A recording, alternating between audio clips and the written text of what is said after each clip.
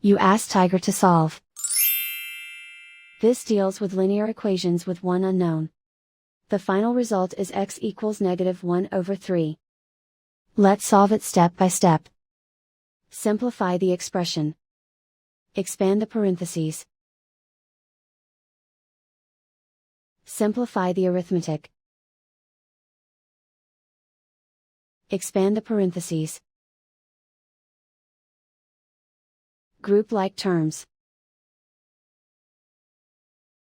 Simplify the arithmetic.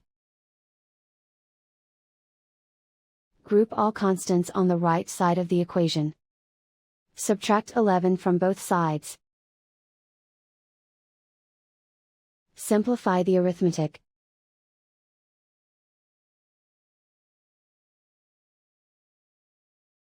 Isolate the x. Divide both sides by -3. Cancel out the negatives. Simplify the fraction.